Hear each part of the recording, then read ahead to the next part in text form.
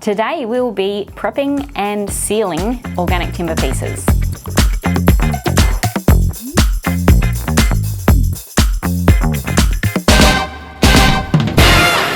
When we talk about pieces that have, I guess, more bark or that are a little bit different with regards to texture and size and different coverage areas, there is a little bit of a different process involved. So we do want to ensure that instead of just popping these pieces of timber straight in a frame, that we make sure that we do seal them up and prep them correctly before they actually go into the frame.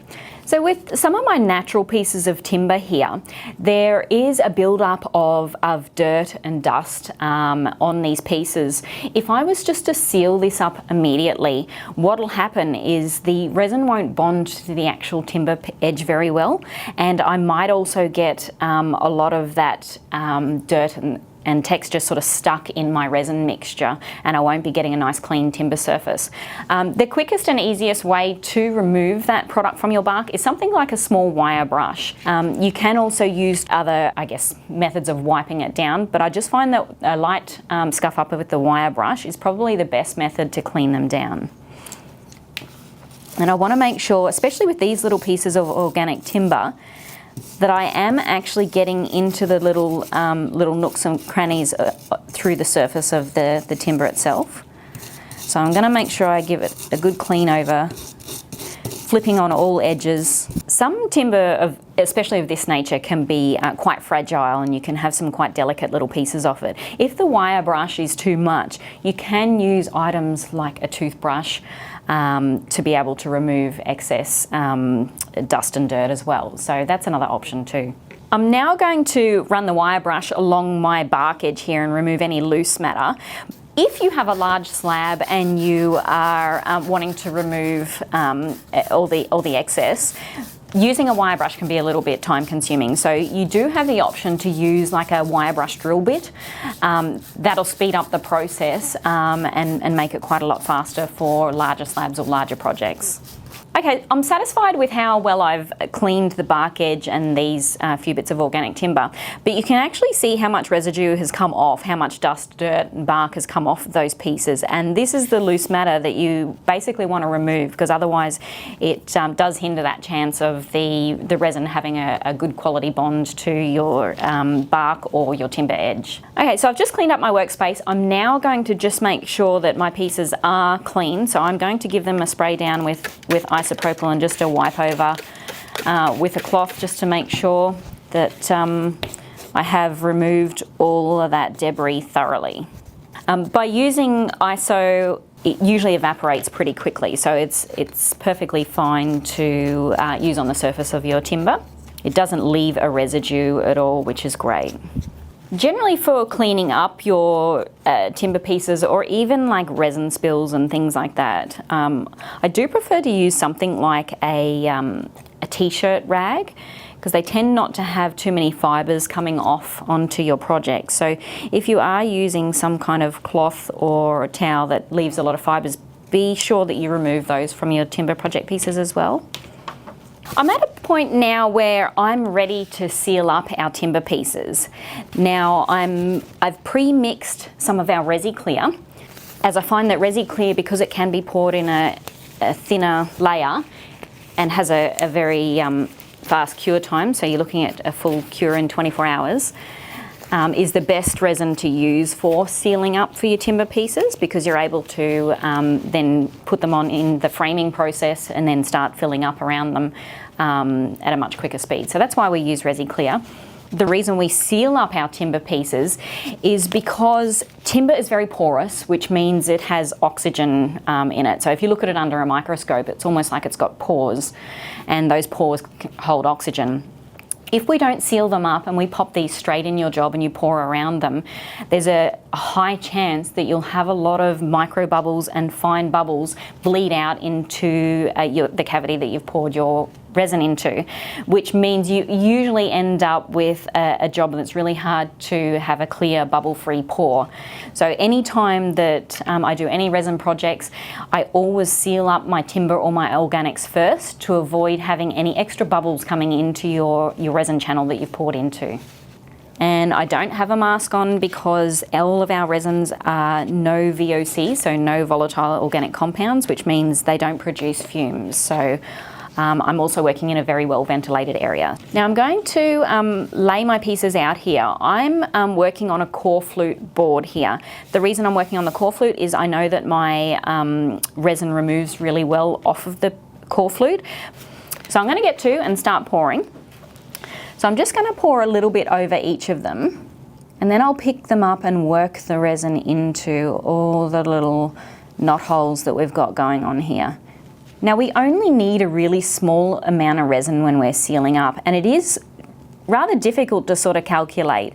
As you get into working with more timber projects and sealing up more organic items, you get used to sort of the small quantities that you might need. But if you find that you run out when you're sealing up, there's no reason why you couldn't mix up another small batch to add to it and finish sealing up your pieces.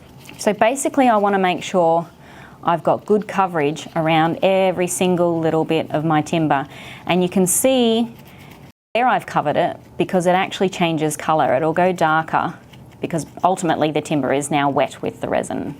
And I really want to work it into these areas, all in these tiny little knot holes that I've got going on. If I've wanted to seal up like a heap of gum nuts or seed pods or a heap of small sticks or branches, I have mixed up a batch of resin and actually dumped the whole entire batch into the bucket of resin and then pulled it out. When I've done this method, I've ensured that I've got an area where all that excess resin can drain off. By doing it this way at the moment with these couple of small pieces, I know that I don't have to use quite as much resin. So that's why I've done it with that in this manner with these smaller pieces. I'm having trouble getting down into the center of this piece with my fingers. So what I'm going to do is just drizzle a little bit of resin back down through the center of that and move it around as I do it, just so I can make sure I've got good coverage inside this little gap that's running through, this hole that's running through the center of the timber here. And I'll just turn it over and do the same from the other end. Now I can see down in the little gap through there that I've actually covered it all with resin, so I'm happy with that now. Because I've had my hands all over these pieces, I'm just going to quickly change my gloves and then move on to sealing up the other couple of pieces. Now, as you can see, I have it raised on a couple of used mixing containers because I want the resin to be able to drip off. I don't want it sitting in a pool where it's going to accumulate at the bottom edge of the bark. The other thing that I want to do is I actually want to give it a nice mist with isopropyl first. If I did it dry, I really have to work it into the surface a lot more. It's to do with like the path of least resistance, I guess. So it does help out with getting that resin distributed evenly across the bark edge without having to work it in too much when it's dry. I like to pop my hand under as well to sort of capture a little bit of the resin as I'm pouring over this top edge and it dribbles down, because I will use that and pick that back up and pop it over the edge again, just to make sure I've got a good thorough coverage of resin over the entire bark surface. Another handy hint is when you use pieces like this timber with the bark retained, you do run the chance of that being a weak point between the bark and the actual sapwood of the timber, of where it could potentially break. But if you ensure that you've got resin poured down into that section and it's sealed up correctly, that helps strengthen that bond there. So I'm happy with the coating that I've got. I've made sure I've worked it into all the little crevices. So now I'm going to let that sit and dry. With your bark pieces or any timber that's extra porous, like I mentioned earlier, you may need to do a second coat on it. So I've got 3 pieces here that have all had their first coat on them. I know that they need a second coat because there's quite a few areas that are quite matte and will still absorb a fair bit of resin. So I'm going to go on and give them a second coat right now. I'm just letting some of that resin run back down to the bottom edge because there's a lot of crevices in this log here. So I do want to make sure I'm covering it all thoroughly.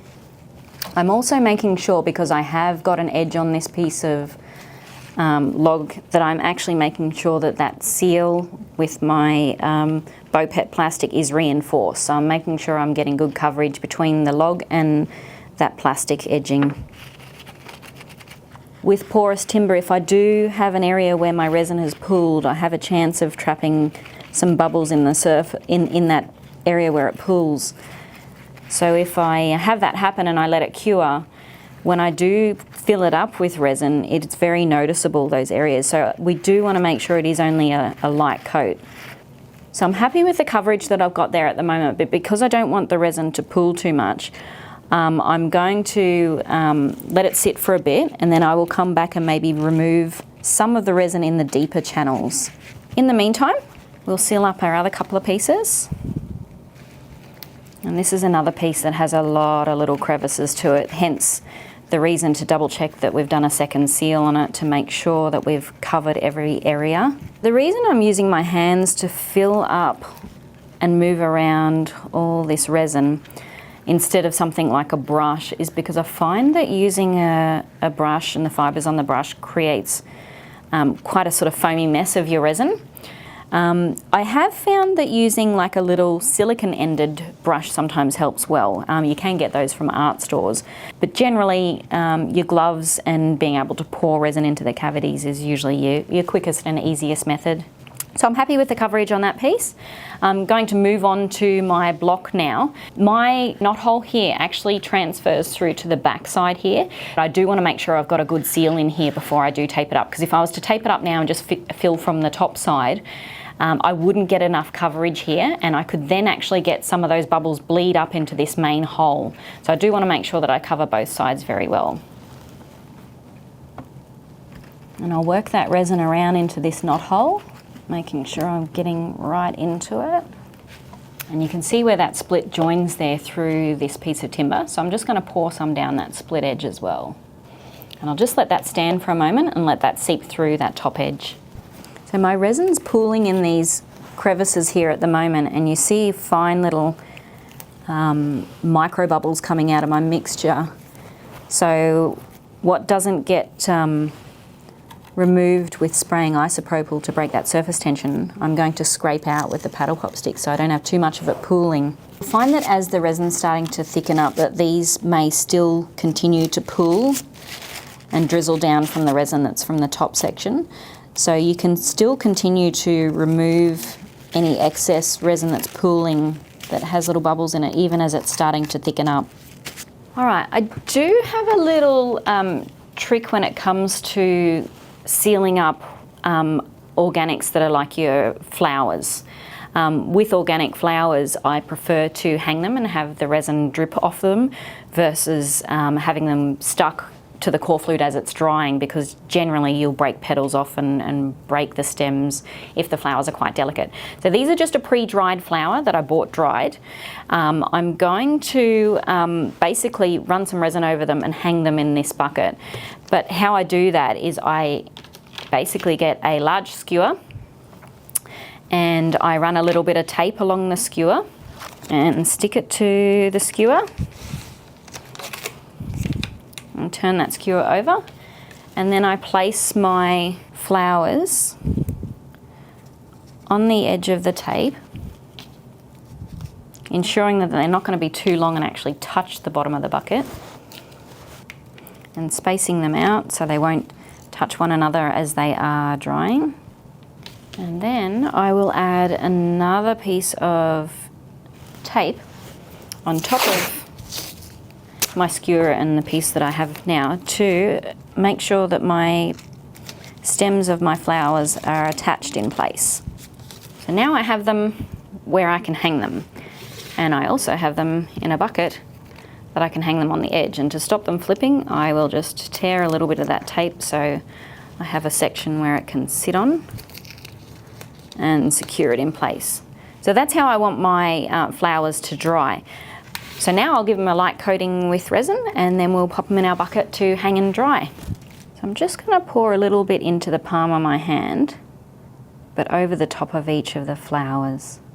So that way I'm capturing some of that resin, and I can dribble it back across the other ones.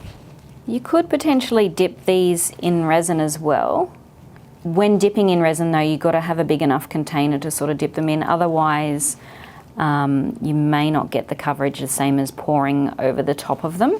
But there are definitely other methods of coating them. I'm just trying to reduce my wastage. And more delicate flowers, like resin can be quite heavy. You do have to be mindful that the weight of the resin can sometimes destroy a petal. So I always like to ensure that I've sealed up more than I require, so I've got backup as well when it comes to organic objects that are quite delicate. So I'm happy with the coating that I've gotten on each of my flowers now. Just want to make sure they're not touching one another, and I'm going to hang them in my bucket. And I'm going to let them sit here and dry here. If I have too much excess resin as well, which happens when you do dip them into resin, you'll find that a lot of the resin will pool on the end of the flower or the petals. So you may need to come back in an hour or so and just lightly remove any excess resin drips. But aside from that, if you keep the coating very thin, you generally don't have a lot of excess dripping resin. Now with these pieces, I have them sitting on the core flute, so I know that it's going to remove quite easily. There's actually a fair bit of resin pooling around this area. So what I want to make sure I'm doing, as the resin's starting to thicken up, I want to remove it from that pool of resin and sit it in a clean spot on my core flute. So that way when this is cured and dried, I don't have this big section of resin attached to my timber piece. I want to reduce that as much as possible. So I can see all these guys are sitting in a pool of resin, so I'm going to move them now to a clean spot on my core flute, and then I will also come back in another sort of half an hour and move them to the next clean spot. So that way I'm not having my organic pieces sitting in pools of resin. With my bark edge on my timber piece here, because I've got it elevated, I don't have to worry about removing it from that position. And then I will also tip my timber block up and have it sitting on this side now. I will rotate this one around to each side so that way I don't get too much pooling on it. With this piece, I can't tip it upside down because I do have my edging strips on it at the moment, and if I put that upside down, the weight of this log will make this plastic strip pop off the timber. So I'm going to leave it here and keep an eye on it and monitor it and make sure I don't have any excess resin pooling in my crevices here. The only other thing aside from moving and rotating your pieces around is to ensure that you don't get any fine micro bubbles on your timber pieces, because they are quite porous.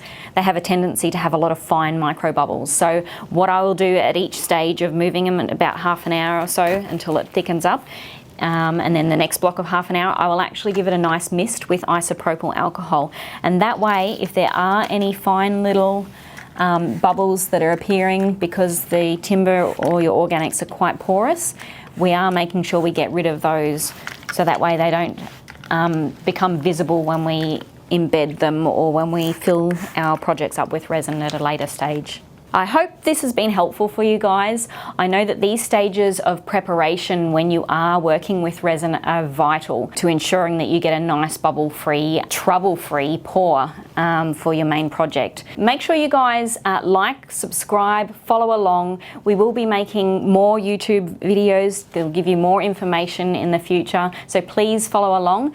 Also, follow us on our Instagram, Facebook, our TikTok pages, our social pages, because we also like to keep updated content on those. So make sure you check us out. ResiArt.com.au is our website, but ResiArt is all of our social media channels as well. So thanks for joining us here on YouTube, guys, and we'll see you for our next show.